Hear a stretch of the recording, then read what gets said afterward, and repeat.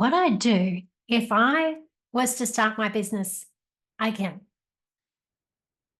One of the questions that I get asked quite a lot by my clients and students is, Toni, what did you do when you first started your business? And the reason why people ask is because I've now been running a six-figure business for quite a few years, but it certainly didn't start out that way, right? And I'm very upfront and honest about that. I don't try to make it seem like I've just always been a garnet business, because I haven't. And in fact, in the first couple of years I was in business, I did not make six figures at all, and probably close to very little money in the first year that I ever went into business. And but there were definitely some things that I did do well, and I'm going to be talking about those. But there were definitely some things that I didn't do very well, and I'll talk about those too. But most importantly, I'm going to talk about what I would do instead now. What would be my focus now if I was to start again? So first of all, let me take you back, way back, to where it all started at the end of 2014. And at that time, I was working as an assistant accountant at a function center. And I was a single mom. I had a bunch of failed relationships behind me. I was working part-time, and I was supported very much by child maintenance, single parent payment, pension, family tax benefit, all of that kind of stuff. I had shared custody of my daughter. I was living in a 2-bedroom unit that I'd bought by having the deposit came from my divorce settlement, property settlement. And so I had this unit. I was working part-time shared custody as a mum, and I was drinking too much to essentially escape my life. That was pretty much what it was. Now, it looked like I had this great social life. I did. But behind this great social life, there was really me just trying to mask a whole lot of unhappiness. But it seemed at the time like that was just normal life, because the people, that I hung out with, they were all people that had, they were managers, business development managers, all those kinds of things. And they all had successful jobs in their own houses and things like that. But they too were drinking and partying a lot. So it seemed normal. And not only that, but at my work, a big focus at my workplace was wine. And so everyone there drank a lot as well. And there was always after work drinks and during work drinks, to be honest.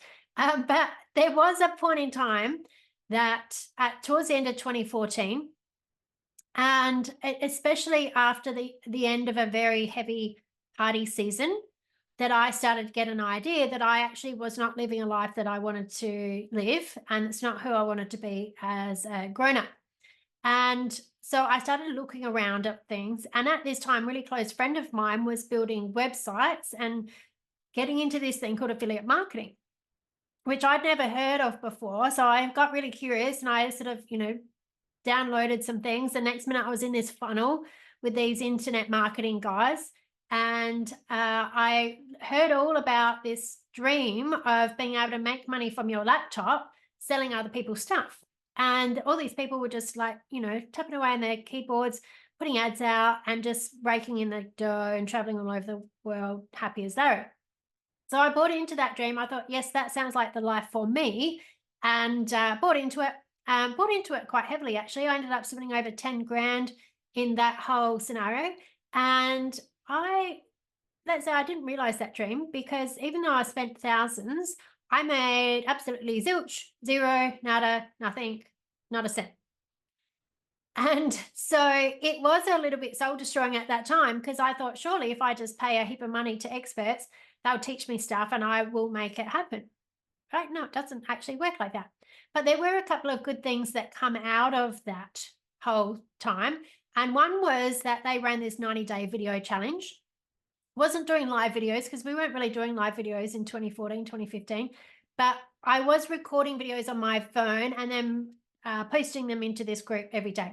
And so that got me comfortable with video, right? That was a big thing. And I remember my very first video, because I know a lot of people, and probably you listening, you might have either hate video, taken a while to get used to video, or no, you got to do it and don't want to do it, whatever, because visibility is a big thing that I help people with. And I can assure you, when I did my first video, I was like a deer in the headlights. I was petrified. I remember being on a beach thinking I'm going to get this amazing backdrop on the beach, but the amount of time I had to wait to make sure that not one person would walk past me and see me talking on a video like an idiot, because, I didn't want to look like an idiot. But I did manage to end up recording it. It's quite funny. It's somewhere on my YouTube page. I don't know if I've unlisted it now, but I did these 90 days of videos, and it got me very used to being on video, which was good. And they were some really important skills. And also in this group, I learned a whole lot more about personal development, because the people that run this affiliate marketing thing, they knew that the people who succeeded did a lot of mindset work. Okay, you have to change your mindset to get a different reality. So I got introduced to that. And then the next really important thing that happened was that while I was doing this 90-day video challenge, I met my first coach, and she was doing the 90-day video challenge as well. And I kind of got into a lot of rapport with her, really liked her, liked how she spoke. I liked, we just got in rapport. So I reached out to her, and we decided that we would do some coaching together. And so she was coaching me, and she was a big fan of Tony Robbins and NLP. And she started teaching me, how to use my mind in a different way. And it was amazing. And so, pretty soon I was off going to Unleash the Power Within with Tony Robbins. I also did like the Landmark Forum. I didn't necessarily rate that so much. But, Unleash the Power Within was incredible. And I knew that Tony Robbins was doing NLP, and this NLP thing just kept coming up. And I thought, you know what? I want to learn this stuff. And mind you, like I said, I didn't have all this available money. I was spending money on my credit card. I was increasing my credit card limit. I was borrowing money against my house. I was doing all of this stuff just to get money to fund. I was so determined I was going to change my life, and that I would make all this money back eventually. And so I decided then, I was like, okay, I've done these seminars, they're great, but I really want to learn these skills for myself. So I went and found an NLP practitioner course, and that literally blew my mind. And I had such amazing shifts. I released so much fear and crap that I had from, my childhood.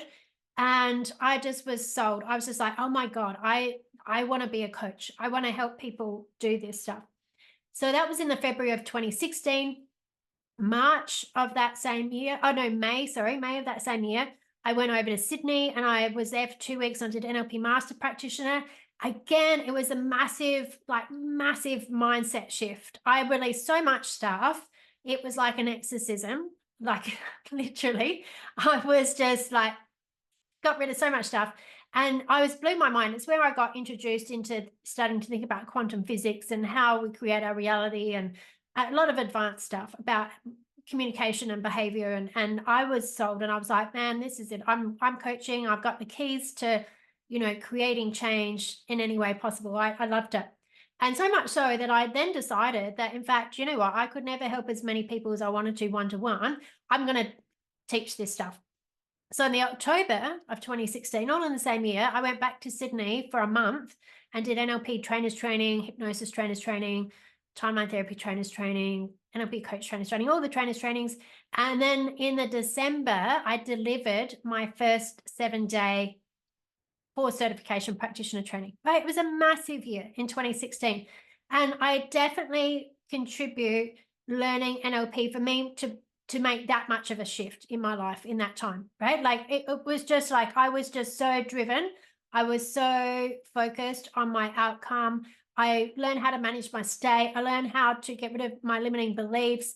I learned how to create a goal and get focused on it and take action and just make it happen. And I did that, right through that whole year, and achieved some amazing things in being able to do that. And then, throughout that year, I then decided I was actually going to sell my home, because I wanted some more money to fund all this training that I was doing. And I was still convinced that I was going to make all this money back. And then I decided I would actually going to leave my job. I'd leave my job, because then I'd have more time to focus on my business. So I've got no home. I've moved into a rental. I don't own a home anymore. I think I don't know. No, I don't know if I had much debt at that point in time. I might have had some debt. But I had some cash in the bank from selling my home. And then I had no job. So I had no income. And I was pretty sure that I was just going to start making all this money. But the thing is, I didn't really know a lot about sales and marketing at that point in time. And what happened was that very quickly I burnt through all my available cash. And it very quickly got very, very stressful because I'm still a single mum, right? Like I'm the only person in my household who's supposed to be paying the bills or anything else. I had no income, was running out of cash, and I quickly started stressing out about how I was going to pay my bills, how was I going to pay my rent, all that kind of stuff, right? Not a good spot to be in. And so I decided, well, I better go and get another job. So I did. And at that stage, I went and got a job as a money coach because I thought, well, my background's money. I'd worked in banking for a lot of years and then as an accountant, and I'm a coach. So money coach sounds like a perfect fit.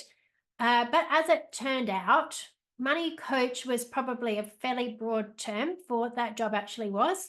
It was more of a sales role, selling high priced items to people that couldn't afford it. And then also, advising a lot of people to go bankrupt. It was not fun.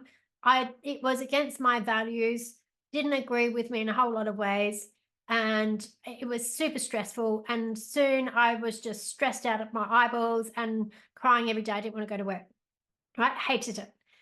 Um, but again, there were some good things that come out of that. And one was I learned a lot about sales. Right? I shifted my mindset around sales. And the other thing was that it gave me the motivation to get my ass into gear to make my business work. Because I thought to myself, there's nothing that can be as hard that I'm not willing to do in my own business than sit at a job for someone else's business doing things that I don't agree with, right? Nothing can be that bad. So I decided to really get stuck into it and do it. So I left that job, went all in on my business. And now, with all that being said, there were some things that I did very well throughout this time. Number one was I backed myself. Right? I always backed myself. I invested heavily in myself and I took risks. Hey, if you're going into business, you have to be willing to take risks. You don't necessarily need to take as much risk as I did. Okay. Uh, you don't have to necessarily, and like having said that, like everything turned around for me pretty quickly. I now do have my own home and investment property and invest in other things and make six figures and all that kind of stuff. But for a couple of years, it was a little bit dicey, right? But I took risks, they did pay off. The other thing that I did really well is that I went all in on learning the tools that would put me ahead of the rest, right? I didn't tell myself that, oh, when I make money from this first thing that I've done, then I'll invest further in myself, okay? Or I didn't say, well, once I've practiced these first skills that I've learned, then I'll go and learn the next level stuff. I didn't do any of that, right? I just went, no, I'm all in. I'm going as far as I want to go, and full steam ahead. Another good thing that I did was that I built relationships with people that led me to getting my first clients and my first office spaces. So, for example, my workplace upstairs from where I did my accounting role from, upstairs there was empty offices. So I went and asked my boss, "Can I use those offices to see clients in?" And he pretty much said, "Yep, as long as you've got public indemnity insurance, you can do that." Win. I had a free office space. I also built a relationship with a naturopath who had an office across the road from me, who was looking for practitioners to join her space. And so she referred clients to me, and I had this deal there where I only had to pay her a percentage of the money that I actually earned there. So I didn't have to pay, I wasn't paying for rent if I wasn't making money. So that was a good deal. The other thing that I did was that I networked through local meetups and business groups. And I also had a weekly walking group. Then I ran that for a couple of years. So I was always turning up somewhere and talking about what I did or helping people or giving back. And when I joined groups, I would, work out who's running this group and see how I could help them. So if they needed someone to do something, I was there. So I was always giving and, making myself useful, giving, helping, doing all those kinds of things. So I did those things very well. Now, what I didn't do very well is that I didn't treat my business like a business. Okay. I didn't treat my business like a business. And one of my core values in business when I first started at that time was flexibility. Now, you might think flexibility sounds great. Isn't that why we all start a business? So that you can have flexibility in your hours and, you know, what it is that you do? Yeah, sounds wonderful.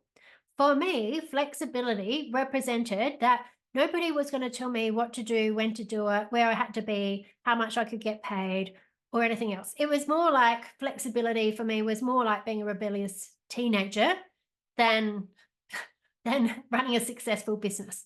Okay, so that was a problem. This value of flexibility, which was just me doing whatever I wanted whenever I wanted. Okay, there was no structure to it.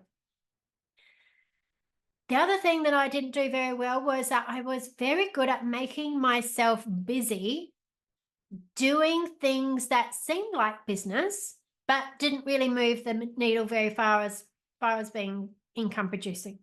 Okay, so think about, Canva. I got very good at Canva and creating these Canva posts with nice quotes and posting them on Facebook.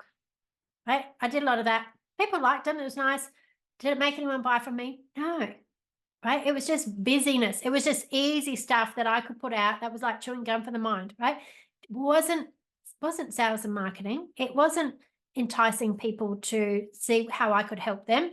People just read it going, yeah, that's really interesting. Isn't Tony nice? Right? Doesn't build business. I also spent too much time with people that weren't succeeding in business either because it felt more comfortable. Okay, it was more comfortable to be around other people who were also struggling because then you didn't feel like an imposter. I didn't feel like an imposter. I didn't feel like, these other people didn't make me feel like I didn't know what I was doing because we were all in the same boat. Okay, and I made some really nice relationships there and there were some positives that come out of it, but I should have been spending more time with people who were successful in business. I also spent too much money with business coaches who just weren't a good match for me. I was so busy thinking that like someone who seemed like they knew what they were doing, like that they would help me, right? But I ended up working with people who I spent money on that really it was not good money spent, and they didn't really help me that much. And some of them were terrible, to be honest. Some of them were quite terrible. And I remember having my daughter with me at one of these meetings. And when I left, my daughter at this stage was like 12 or 13, was like, oh my God, Mum, I can't believe she said that to you. And she's like, I was just waiting to see what you were going to say back. It was pretty terrible. But anyway, that was a lesson learned. And the other thing is that I did everything manually and ad hoc. So I didn't have any systems and processes in place. I repeated things over and over, but I didn't have consistency in how I was doing that. My filing was a bit of a mess, even on my computer files, all that kind of stuff. It's very inconsistent, ad hoc, repeating things that I shouldn't have been repeating and not doing all that very well. So there were some of the things that I wasn't doing particularly well. And, you may relate to some of this. And you might have other things that's popping to your mind that maybe you're doing that's not really helping you shift the needle either. But what I'm going to talk about now, I'm going to share with you what are the exact things I would do differently if I was to start my business again. What I'd do differently if I started my business again, here are the things. Number one, I would treat my business like a business and structure my time and create systems and processes for each area of business. Okay, so doesn't matter how big or small your business is, you can still separate your tasks and systems and processes into sales, marketing, admin, and delivery.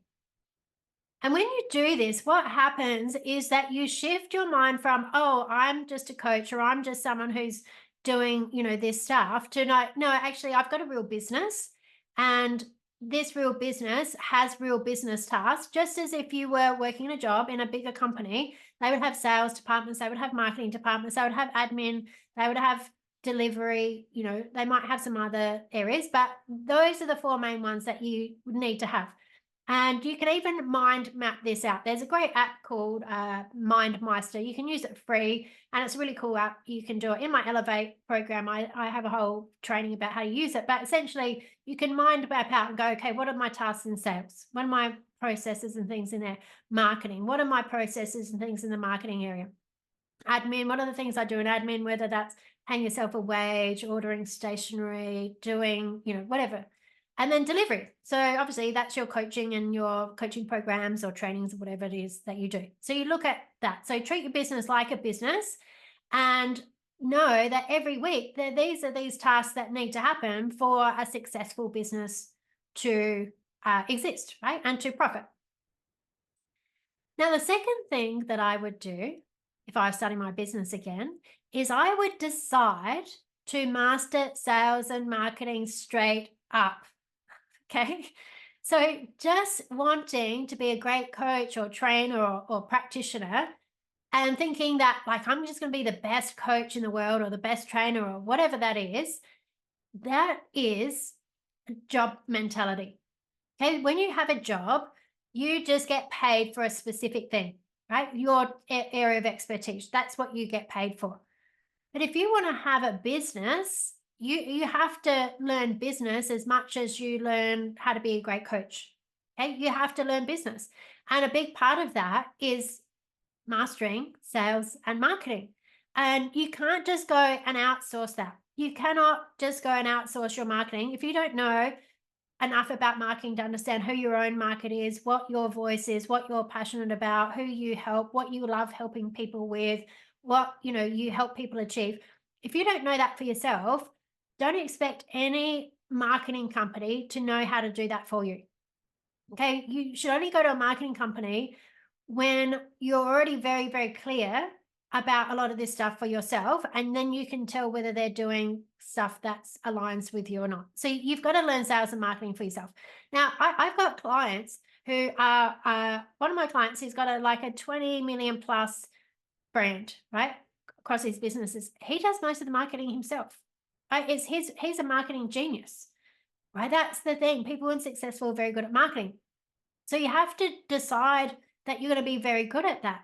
And if you're saying, oh, look, I'm just not good at those things, it's a limiting belief. Look, it may be reality when you start a business that if you've never done sales and marketing, that you're not good at it, right? I wasn't. But it's a limiting belief. It's a limiting belief to think that you never can be. Okay, so you've got to sort that stuff out. And that moves on to the third thing, which is working on your identity and owning your expertise. So when you think about being in a business, you've got to shift your identity. It's a different identity. If you're still thinking about, you're still Jenny from the block, that's just my crazy mind. If I was still thinking I'm still Toni from accounts, right? I'm still Toni from accounts. Toni from accounts doesn't do sales and marketing or, owns their expertise as a coach and trainer. Okay, so you have to shift your identity. And so I would have done a lot more work around my identity to make sure that that includes me being good at sales and marketing, being good at business, being good at public speaking, putting myself out there, sharing ideas, those kinds of things. And so your identity is all about your values and your beliefs and your attitudes, right? It comes down to this be, do, have. So you've got to decide, who do I want to be, right? And it's not being somebody else. It's literally diving into the core of you, more expressive version of you. That's, you got to get rid of all this old stuff that says you're less than and really move into that being that identity of like, no, like I am someone who provides a great service and I market that and I'm good at sales. And all of that is because I help people, right? Like I help people. If I want to help people, I can't just be a good coach to help people. I have to be good at sales and marketing to help people. Okay. And own your expertise. So no, like even if you've just come straight out of a training, like practitioner training, for example, NLP practitioner training is a full-on training, right? I teach this. It's a full-on training that is a challenge to learn. There is a challenge element to it. Okay, I'm very good at teaching it and I get people across the line and they do learn it and I create a lot of support for people, but it's a challenge. So even if you're fresh out of NLP practitioner training, I can guarantee you that you are more of an expert on how people think and how they communicate and how they can create change in themselves than any of your potential clients, right? And you've got to own that, right? You've got to own that. Now, the next thing, I think we're up to thing number 4 that I would do would be that I would create a whole bunch more content that talks to people's problems and desires rather than just posting quotes and offers. Okay, that's what a lot of my stuff would be. Come and buy my training. Come and buy my coaching package. In between, some nice quote.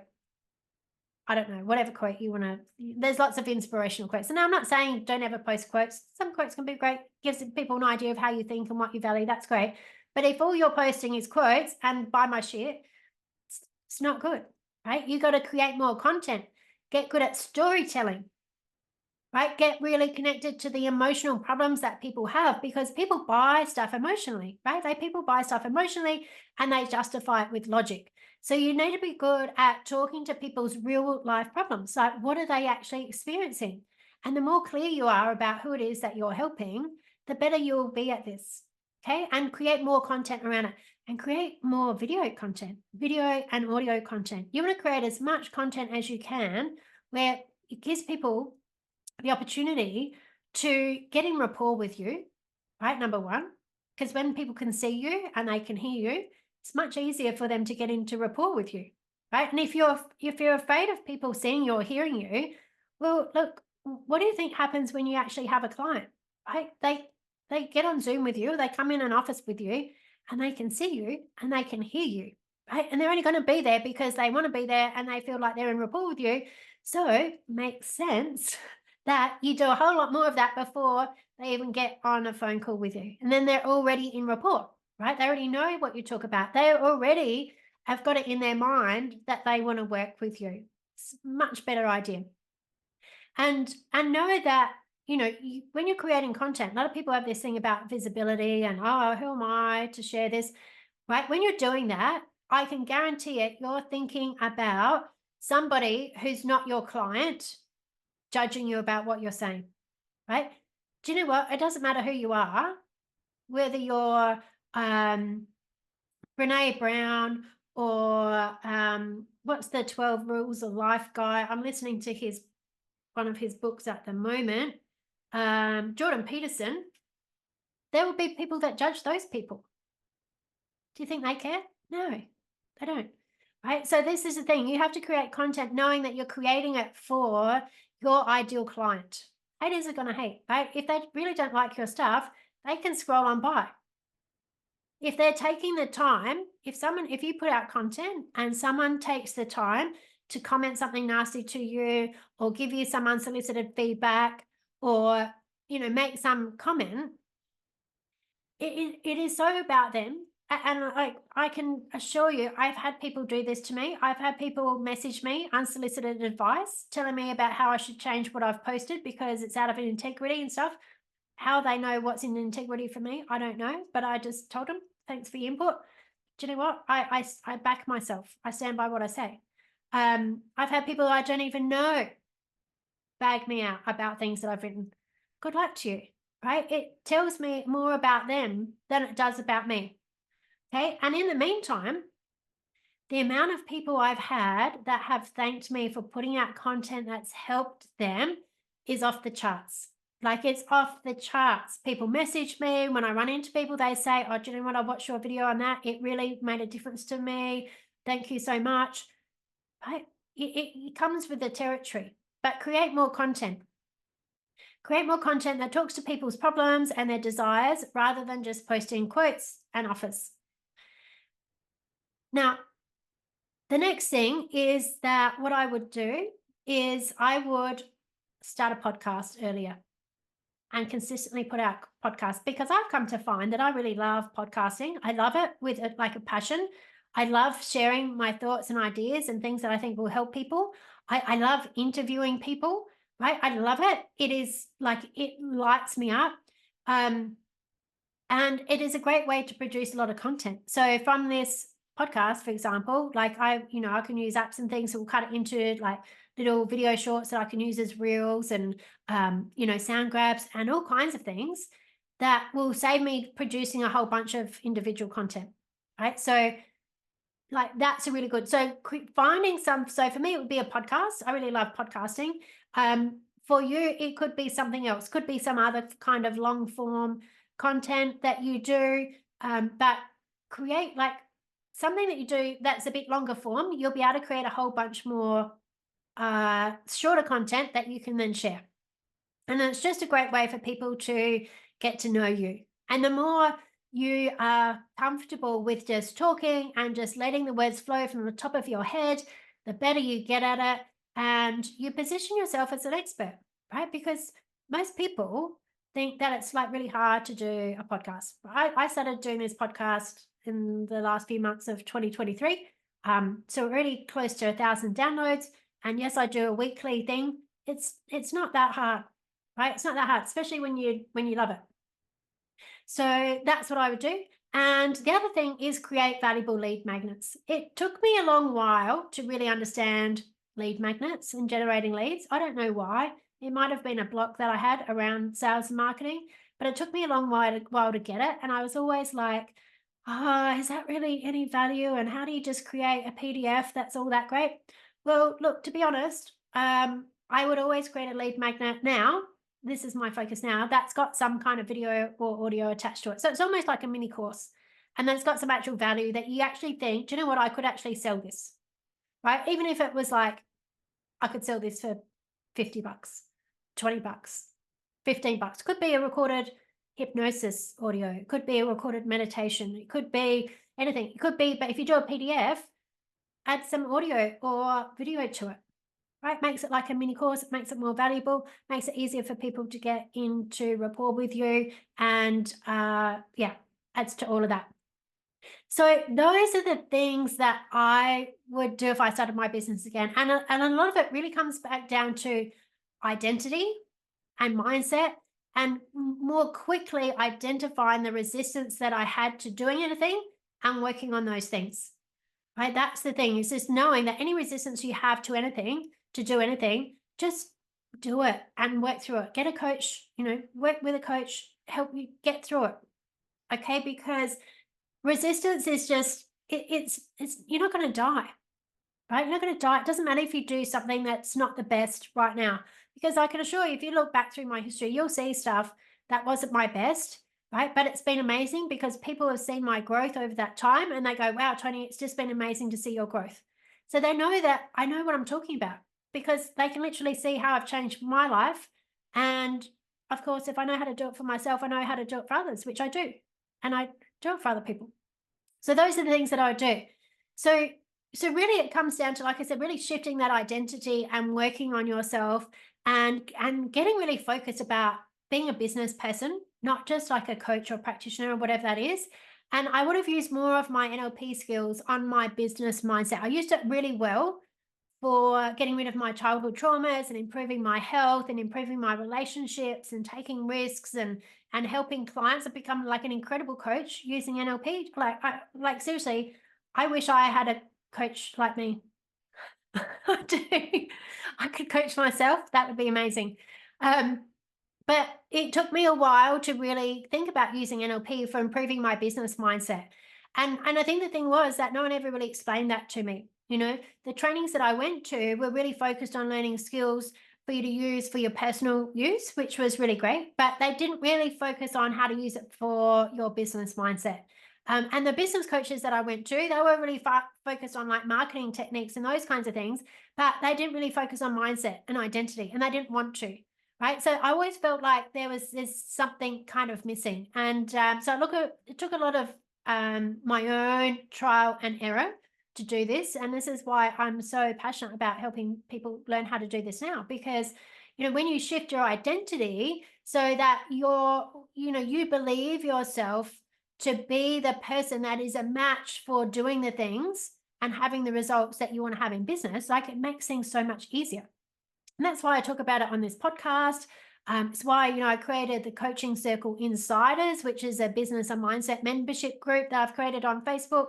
And where I do like it's very accessible, and I do live training, like weekly live training and Q&A in there to help people understand this.